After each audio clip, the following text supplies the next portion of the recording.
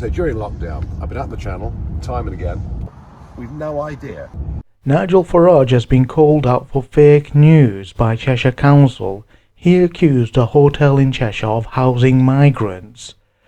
Turns out he was spreading misinformation, essentially spreading fake news. Mr Farage got it completely wrong, and Cheshire Live's report is pretty damning and pretty scathing. It states, he visited 4 hotels in the northwest, claiming this region had been most heavily burdened with accommodating migrants in a YouTube video he called Nigel Farage Investigates Part 2. It goes on to say, but he got it completely wrong when he was chauffeur driven to the Mercure Woodhey House Hotel in Ellesmere Port, where witnesses say he did not even get out of the car. Can you imagine that? He did not even get out of the car to do a basic level investigation. It goes on to say, despite his claims, Cheshire West and Cheshire Council confirmed the hotel is being used to accommodate homeless households. We've no idea.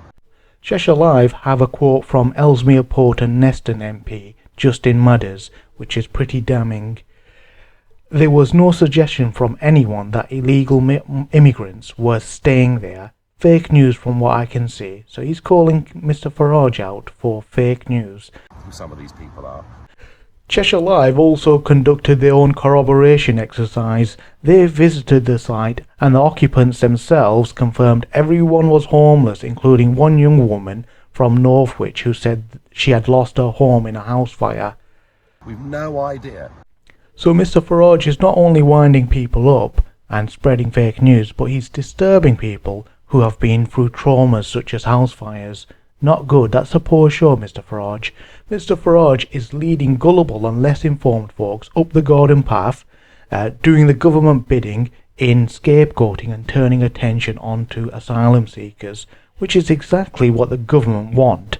Keep that in mind, because the Conservative government, they want to detract from the very real issues that are harming the working class society today, which are the mismanagement of COVID-19, the worst recession since record keeping began, and the rising unemployment rates. All these 3 are terrible blights on the working class community. Of course, who is there to pin Boris Johnson down and put pressure on him and his cronies when folks like Nigel Farage are assisting him, perhaps inadvertently, who knows? I don't know. They're helping him mask the Conservative Party's failure and damage to working class families and communities. Where have you come from? Sorry? Where have you all come from? We have come from various parts of the... You've come over on a ship, a boat, have you, over the channel? No, we haven't. How come you're staying here in Barrow in Furness? Who's putting you up and who's paying for your rent? Sorry? Who's paying for your rent? We are paying it ourselves. Yeah. Another harm that is born out of Mr Farage's rhetoric and the Zio grifters' rhetoric is that it winds people up so much so that it works them up. It works the more gullible and emotional folks up so much so that they get themselves into trouble by turning up at hotels and ranting at random people outside the hotel. Do you remember him up in Barrow? Town into our country with follies. We don't want you. Who's putting these up? Can you ask me? How come all these are living in here? Look at them all. Ranting at those folks outside the Market Street Hotel in Barrow. Well, he's just been arrested. According to Lancs Live, he's been arrested. It turns out he's a 66-year-old.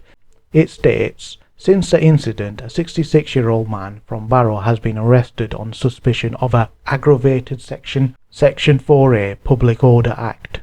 As ever, the relevant links are in the description box below, but one would expect a 66-year-old to have better discernment, more wisdom and nous, and he really should not be getting whipped up by Zio grifters and Zio conservatives and folks like Mr Farage. But this is the absolute state of Britain, where we have folks who just cannot hold themselves together long enough to start using brain cells and evaluating the lay of the land intellectually. We've no idea. I don't know.